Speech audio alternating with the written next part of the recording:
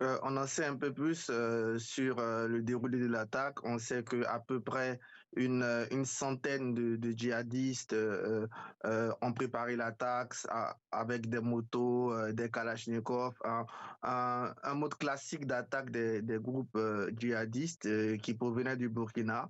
Et ils ont pu occuper pendant 2, 3 heures le poste avancé de l'armée togolaise dans cette ville du nord du Togo. 8 soldats avaient déjà été tués en mai 2022 après l'assaut contre le poste donc de Pinkankandi.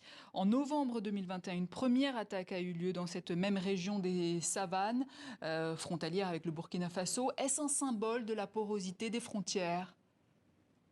Oui, naturellement.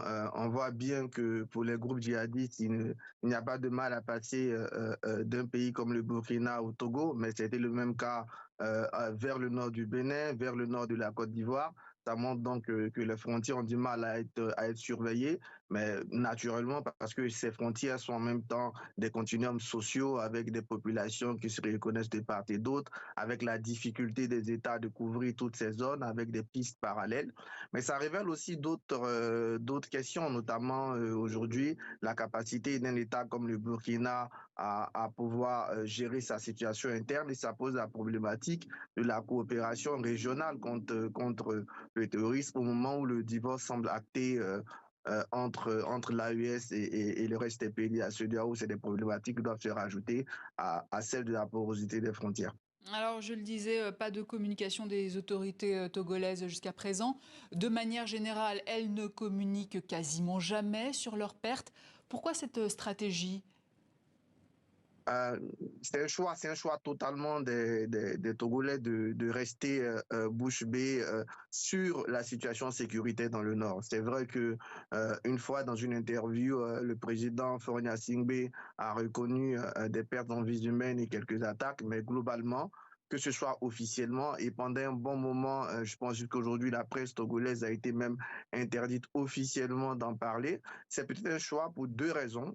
La principale, c'est que certains chefs d'État estiment que balancer des informations sur ce qui se passe peut créer beaucoup plus de frayeur, beaucoup plus de psychose dans la population. Donc, ils ont tendance à vouloir contrôler et à ne pas donner aussi le sentiment de réussite au groupe djihadiste. Vous verrez que d'ailleurs, c'est les images qu'on a de l'attaque du Togo viennent de ces groupes-là. La deuxième chose, c'est que justement, dans des contextes politiques souvent tendus, dans des contextes politiques où les pouvoirs sont souvent contestés ou en rupture de banc avec la population, c'est bien de ne pas rajouter de la tension dans ces pays-là. Donc l'un et l'autre peuvent l'expliquer, même si je pense quand même que les populations ont quand même droit à comprendre et à savoir ce qui se passe sur le sol, d'autant plus que dans la lutte contre le terrorisme, l'apport de ces populations-là, en termes de renseignement, en termes de compréhension de la menace, est capital pour réussir avec le terrorisme.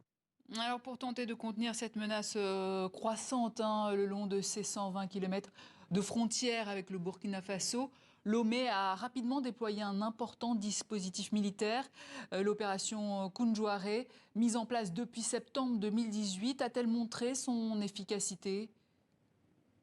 C'est pas une spécificité togolaise, hein. Vous allez voir que en Côte d'Ivoire, on a créé une zone opérationnelle nord justement pour essayer de renforcer la présence militaire dans le nord de la Côte d'Ivoire après les attaques de 2021-2022.